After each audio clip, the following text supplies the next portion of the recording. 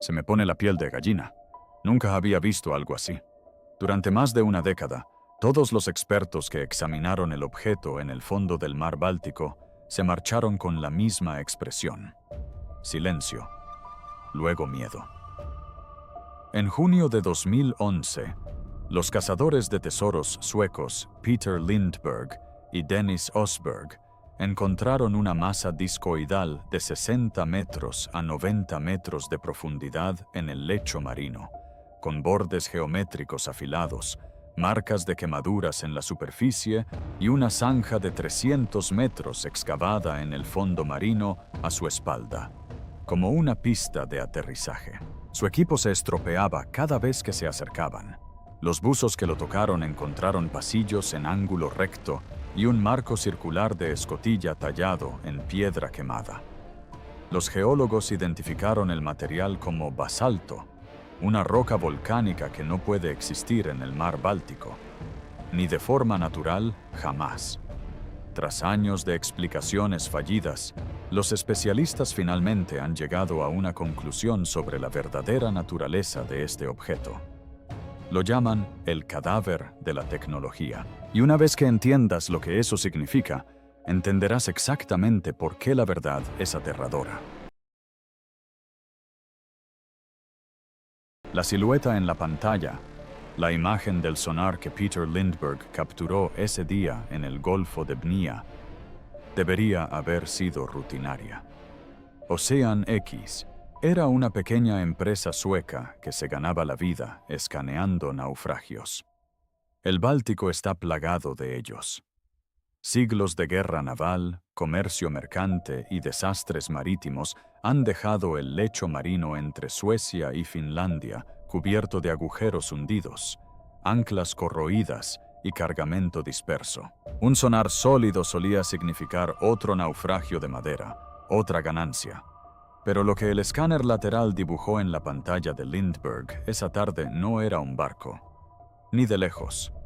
La forma era redonda, enorme, como un disco, y sus bordes eran afilados, no erosionados, no rotos, afilados, geométricamente afilados. Líneas demasiado limpias, demasiado precisas, demasiado deliberadas para algo que el océano pudiera esculpir por sí solo. Lindberg volvió a escanear. La misma imagen. Ajustó la frecuencia. El mismo resultado. El sonar no fallaba. Reproducía fielmente algo que no tenía nada que ver con el fondo del mar Báltico. Dennis Osberg describió más tarde el momento como el punto en el que toda la expedición pasó de la búsqueda de tesoros a algo para lo que ninguno de ellos tenía nombre. El objeto medía aproximadamente 60 metros de diámetro y se encontraba pegado al lecho marino a una profundidad de 90 metros. Manchas oscuras, como quemaduras, cubrían su superficie con patrones irregulares. Marcas extrañas seguían contornos que no se parecían en nada a nada que la tripulación hubiera encontrado en los años de exploración del Báltico. El sonar también detectó formas geométricas inusualmente nítidas en los bordes, formas que parecían casi artificiales. La tripulación pasó la impresión. Nadie tenía una explicación. Nadie tenía siquiera una teoría coherente. Y aquí está el truco. No fue el objeto en sí lo que inicialmente inquietó al equipo. Fue lo que se escondía tras él. Podría decir que no es un naufragio. Es algo muy extraño. Luego empezamos a medirlo y vimos que tenía casi 60 metros de diámetro. Fuera lo que fuese, no había crecido desde el fondo marino. No se había asentado suavemente en la columna de agua. Se había deslizado por el fondo del océano a una velocidad tremenda y se había detenido de golpe, como en un aterrizaje forzoso. Y la cicatriz que dejó estaba a punto de volverse tan inexplicable como el objeto mismo. La cicatriz que no sanaba. Ahora, presten atención a la siguiente parte, porque aquí es donde la geología deja de tener sentido. El lecho marino del Báltico es uno de los entornos sedimentarios más dinámicos del planeta. Las corrientes mueven la arena constantemente. El fondo oceánico se remodela una y otra vez a lo largo de los siglos.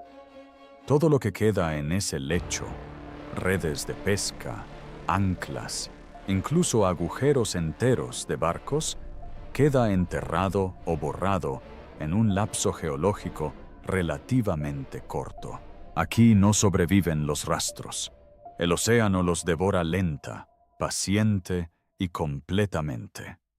Pero cuando Lindbergh y Oberg regresaron meses después con instrumentos de mayor resolución, la fosa seguía allí, crestas afiladas, profundas y nítidas de material desplazado, apiladas a ambos lados y en el extremo, tan frescas como si hubieran sido excavadas ayer, a pesar de que los patrones sedimentarios circundantes sugerían que llevaba allí muchísimo tiempo. No se trataba de una sutil huella dejada por una roca a la deriva, empujada por las fuerzas de la marea. Era una profunda hendidura, algo inmensamente pesado y moviéndose a una velocidad tremenda, había atravesado la geología del fondo oceánico y se había detenido en seco. Cuando el geólogo Volker Buchert, de la Universidad de Estocolmo, revisó los datos del sonar por primera vez, su reacción fue inmediata y contundente. El Golfo de Bania se asienta sobre uno de los escudos continentales más estables de la Tierra. No hay fallas activas, ni volcanes submarinos, ni ningún mecanismo geológico capaz de producir una gigantesca masa independiente y arrastrarla lateralmente por el lecho marino en una línea perfectamente recta. Birch observó que un depósito glacial de la última edad de hielo dejaría patrones de abrasión caóticos y aleatorios, dispersos en todas direcciones, irregulares, desordenados, el tipo de arañazos desorganizados que se encuentran por donde han pasado los glaciares. Ni una trayectoria recta que termine en una detención precisa. Ni una pista de aterrizaje. El objeto no mostraba ninguna continuidad geológica con el suelo subyacente. Nada en el lecho rocoso circundante podría haberlo producido. Nada en la historia geológica de la región podía explicar su llegada. Brooker examinó los datos varias veces. La conclusión no cambió. La anomalía era, según todos los criterios mensurables, un intruso, algo extraño, algo depositado desde fuera del sistema. Y si el océano había intentado activamente borrar esa fosa durante lo que parecían siglos o más y había fracasado, entonces lo que se encontraba al final poseía una densidad y una dureza material que desafiaban el peso aplastante del mismísimo tiempo profundo. Pero eso ni siquiera fue lo más extraño, porque cuando el equipo de Ocean X regresó para observar más de cerca, la anomalía contraatacó. La zona muerta. Si misterios como este te quitan el sueño, suscríbete ahora porque lo que sucedió después, cuando intentaron acercarse, es aún más inquietante.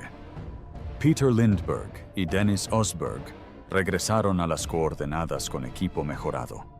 Un sonar mejorado, cámaras de mayor resolución y equipo de comunicación satelital. Trajeron más tripulantes y especialistas técnicos. Estaban decididos a capturar por fin una imagen nítida y detallada de la masa al final de ese surco imposible. Esta vez se prometieron obtener respuestas. A una distancia prudencial, todo funcionaba a la perfección.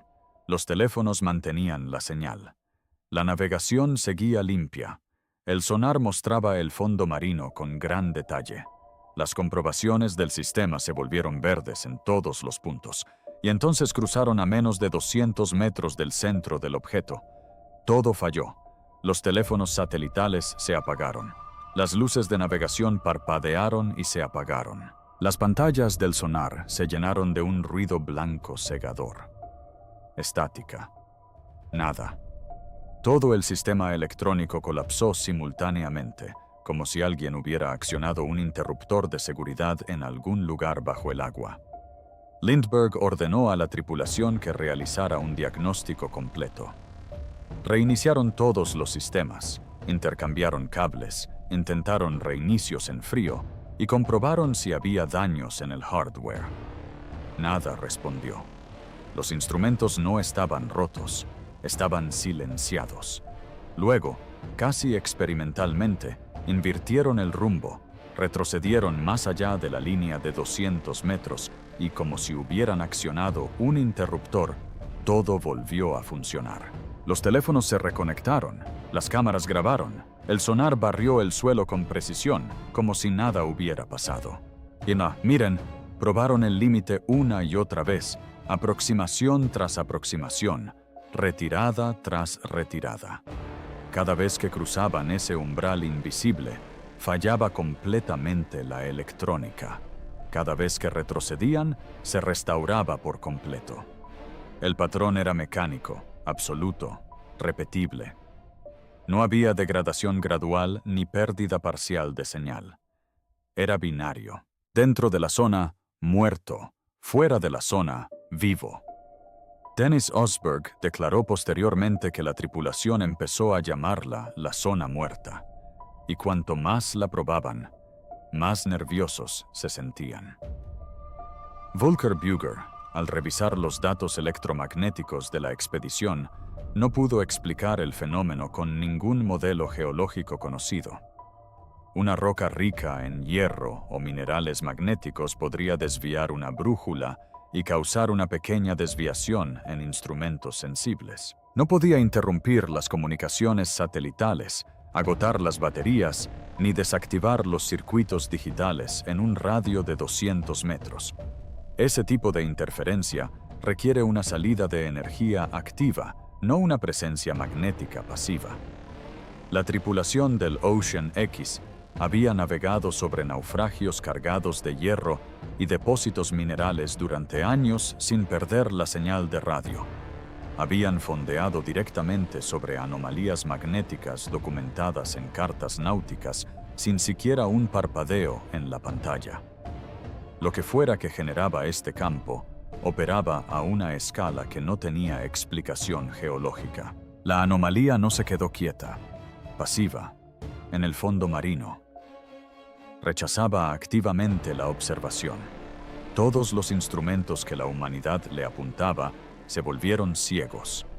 Y eso dejó a la expedición ante una decisión que nadie quería tomar. Si las máquinas no podían ver el objeto, los seres humanos tendrían que bajar y tocarlo. Y lo que les esperaba a 90 metros de profundidad estaba a punto de destrozar cualquier suposición que les quedara. Descenso a la oscuridad. La temperatura del agua a 90 metros en el norte del Báltico ronda los 2 grados Celsius. Tan fría que te ralentiza el pensamiento. Tan fría que te impide reaccionar. La oscuridad a esa profundidad es absoluta. No tenue. No turbia. Absoluta. Ese tipo de oscuridad donde no puedes ver tu propia mano delante de la máscara. Donde la única prueba de que sigues existiendo es el sonido de tu propia respiración resonando dentro del casco. Stefan Hogeborn, buceador principal de Ocean X, fue uno de los primeros en descender.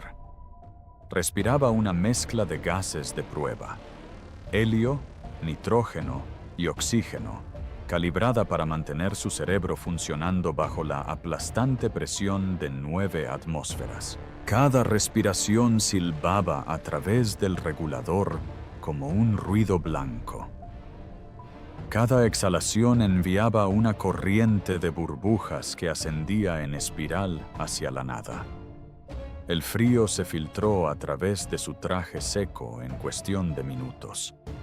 A esta profundidad, el margen de error de un buzo se mide en segundos, no en minutos. Primero, enviaron el ROV. El vehículo operado a distancia llevaba potentes reflectores, la única esperanza de atravesar el agua saturada de sedimentos. Pero la luz se extinguió rápidamente allí abajo, más rápido de lo que nadie esperaba.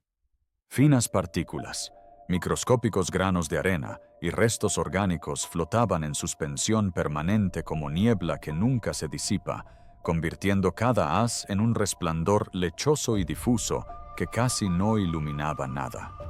La visibilidad se redujo a aproximadamente 1 metro cuadrado. La tripulación de arriba observaba la transmisión en tenso silencio. El robot avanzaba sigilosamente en la oscuridad, transmitiendo imágenes granuladas fotograma a fotograma a las pantallas de control. Cada metro de avance revelaba otro metro de vacío. Y otro gran problema es que los datos multihaz que crean la imagen 3D del fondo están incompletos. No había sentido de escala allí abajo. No había puntos de referencia, solo agua negra, y el tenue borde del haz de luz se disolvía en la nada. Y entonces el fondo marino cambió. El barro blando típico de los fondos oceánicos profundos dio paso a algo duro, sólido y frío. La cámara mostró una superficie diferente a todo lo que los operadores habían visto. Áspero y con profundas fisuras, pero firmemente cohesivo, no era un guijarro erosionado ni una roca fragmentada, algo que parecía haber pasado por un horno. Cuando el brazo mecánico del ROV se extendió y agarró una protuberancia en la superficie, los sensores de presión registraron una lectura de dureza que hizo que los operadores se quedaran en silencio. Mucho más allá de la roca sedimentaria común, el material no se desmoronó, no se descascaró, no cedió. Y aquí es donde la cosa se pone realmente inquietante. La superficie estaba cubierta de manchas oscuras y ennegrecidas. Finas grietas lo atravesaban como cerámica recién sacada de un horno, a una temperatura 10 veces superior a la segura. Algunas secciones parecían haber sido líquidas, fundidas antes de solidificarse en un instante violento. El rover había confirmado la presencia de un objeto físico masivo. Pero para ver la imagen completa, las cámaras no eran suficientes. Hogaborn y su equipo tendrían que descender y verlo con sus propios ojos. Y lo que encontraron al llegar lo cambió todo. La geometría que los rompió. Stefan Hogaborn descendió esperando una extraña formación rocosa. Algo extraño, sin duda, pero algo que la geología podría explicar. Llevaba años buceando profesionalmente. Había visto formaciones volcánicas, estructuras coralinas, depósitos minerales, naufragios incrustados irreconocibles. Creía tener una idea de lo inusual. El haz de luz de su linterna recorrió la fina capa de sedimento que cubría la superficie. Y lo que vio le hizo detenerse. Quedó inmóvil en el agua. Su respiración se hizo más lenta porque lo que su luz acababa de iluminar no era la forma redondeada y suave de los bordes de la erosión natural. Era una pared recta, perfectamente vertical, que se elevaba en un preciso ángulo de 90 grados desde la base. Lisa, vertical, deliberada, como si alguien la hubiera colocado allí con una regla. Hogaborn nadó por estrechos pasillos donde planos paralelos se encontraban en ángulos rectos impecables. Pasó su mano enguantada por una pared y la siguió hasta su unión con otra superficie que se encontraba exactamente a 90 grados. En la naturaleza, el agua y la arena siempre redondean sus bordes con el tiempo. Siempre. Es uno de los principios fundamentales de la erosión. Ninguna corriente oceánica de la Tierra puede tallar un ángulo recto en la piedra y preservarlo durante miles de años mientras el lecho marino circundante se erosiona y se remodela constantemente. La naturaleza no lo hace. No sabe cómo. Sin embargo, allí estaba, bajo sus manos, bajo su linterna, en el fondo del mar Báltico. Pero aquí está el truco. El descubrimiento que rompió la comprensión de toda la expedición estaba en la superficie del objeto. Un agujero circular perfecto rodeado por un borde cuadrado elevado. Un círculo centrado con precisión dentro de un cuadrado como el marco de una ventana, como una trampilla reforzada convertida en piedra. Högborn se detuvo de nuevo al verlo.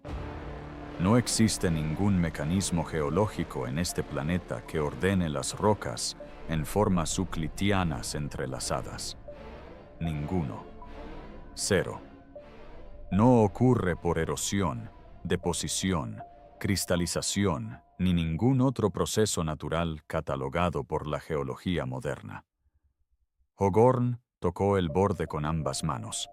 Hormigón quemado bajo las yemas de los dedos, geometría limpia bajo sus ojos. Sus manos decían piedra quemada, sus ojos decían ingeniería. Esos dos hechos no podían coexistir en ningún marco que él o cualquier miembro del equipo conocieran. Una estructura manufacturada es metal liso y material compuesto. Una roca natural es rugosa, pero sin forma. Este objeto era ambas cosas a la vez. Diseño inteligente aprisionado en el material de la destrucción. ¿Quién esculpió esos ángulos rectos? ¿Y qué fuego los quemó hasta convertirlos en piedra sin destruir su forma? Las respuestas estaban a punto de llegar del laboratorio. Y estaban a punto de empeorarlo todo. El material imposible. Muestras cinceladas de esas paredes y estructuras similares a marcos fueron sacadas a la superficie y enviadas al laboratorio de Volker Brickert en la Universidad de Estocolmo. La esperanza era simple: examinar el material bajo un microscopio, identificarlo y dejar que la geología cerrara el caso. En cambio, los resultados cerraron todas las puertas. Brücker identificó las muestras como sal de laurel, roca ígnea que se forma solo cuando la lava volcánica fundida se enfría y solidifica. Repitió el análisis. El mismo resultado.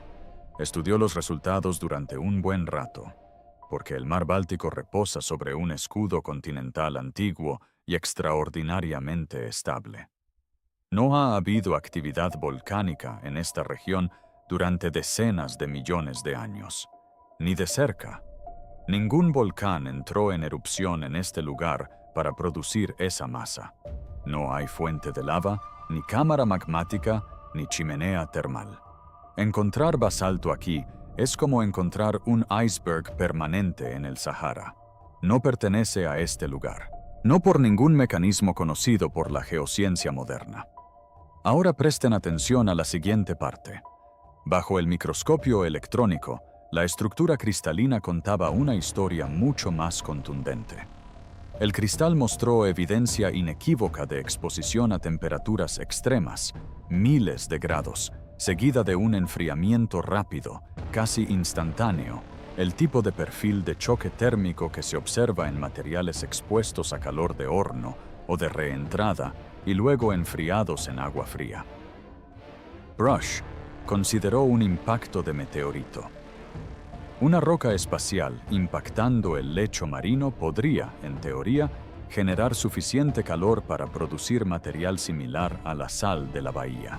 Pero esa hipótesis se desmoronó en cuanto la comparó con la evidencia geométrica de los buzos. Un meteorito que impacta a velocidad hipersónica explota al impactar. Se rompe, se derrite y se fusiona en una masa caótica, vítrea y sin estructura. La energía cinética por sí sola destruiría cualquier orden estructural. Todos los lugares de impacto de meteoritos estudiados muestran el mismo patrón: destrucción, no preservación. Ningún meteorito registrado en la ciencia se ha asentado con suavidad, dejando intactos pasillos cuadrados, paredes verticales y estructuras perfectamente circulares. La evidencia había acorralado por completo la investigación. Dos conjuntos de hechos que no podían coexistir bajo ningún marco conocido. El material, el basalto quemado, denotaba un calor salvaje e incontrolado, una furia volcánica natural. Pero la forma, los ángulos rectos, los pasillos, las escotillas y las estructuras denotaban ingeniería, un diseño deliberado e intencional. Ningún proceso natural en la Tierra puede fundir la piedra y esculpirla simultáneamente en una geometría precisa.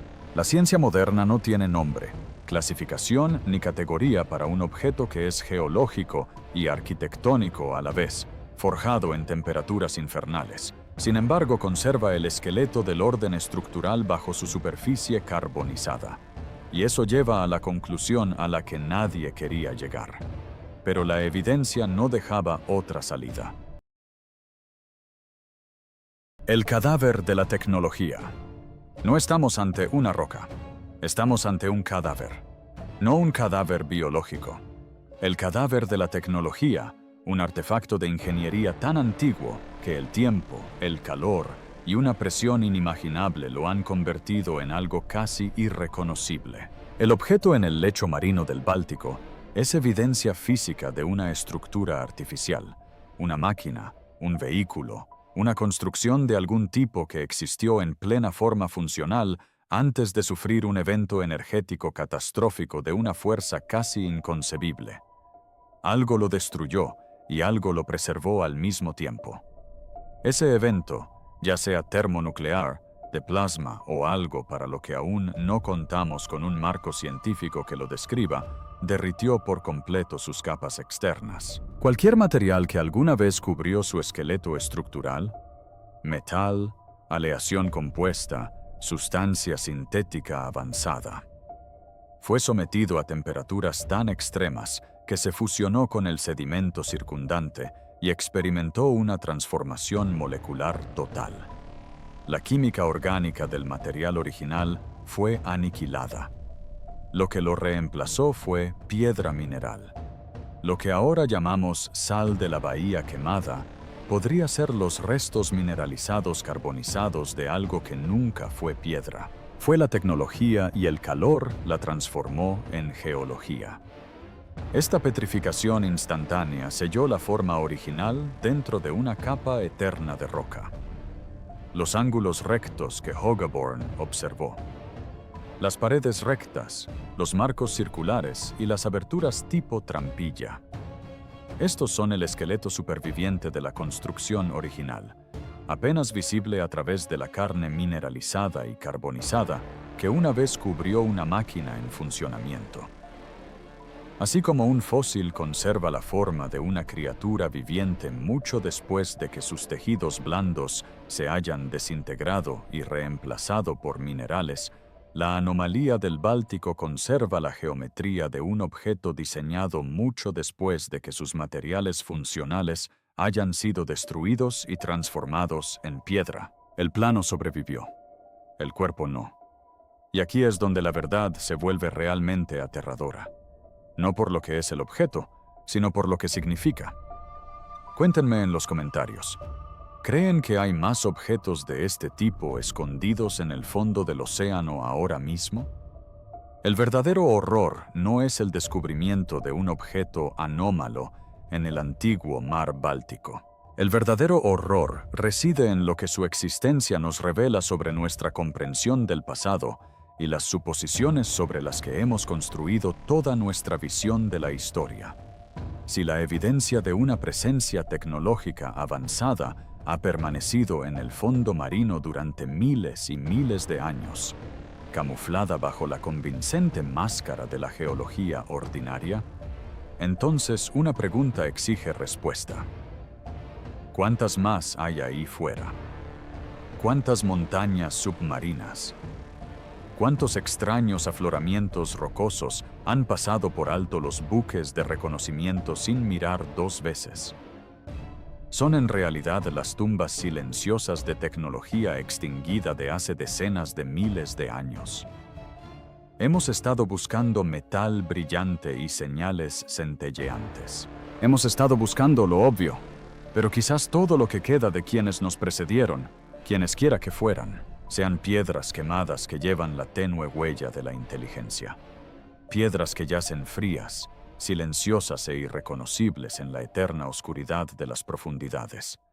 La anomalía del mar Báltico no nos ha legado una nave espacial, una ciudad perdida, ni un titular que cierre con broche de oro. Lo que ha hecho es mucho peor. Nos ha demostrado que la evidencia podría haber estado a la vista de todos desde el principio, oculta a simple vista bajo una máscara de la naturaleza misma, disfrazada de geología, catalogada como roca, archivada y olvidada. Y si eso es cierto, entonces el fondo del océano no es simplemente un cementerio de barcos y sedimentos. Es un cementerio de civilizaciones que desconocíamos, tecnologías que no podemos identificar e historias que aún no hemos aprendido a interpretar. Todo buque de reconocimiento que haya sobrevolado alguna vez una formación rocosa inusual en el fondo marino podría haber navegado directamente sobre los restos de algo que nunca nos enseñaron a buscar, algo que nunca nos entrenaron para reconocer. Esa es la aterradora verdad. No es que algo imposible se encuentre en el fondo del mar Báltico, sino que desconocemos cuántos más hay ahí fuera, dispersos por los fondos oceánicos del mundo, esperando en la oscuridad, disfrazados de piedra, pacientes y silenciosos, guardando secretos que apenas ahora empezamos a comprender que deberíamos haber estado buscando desde siempre.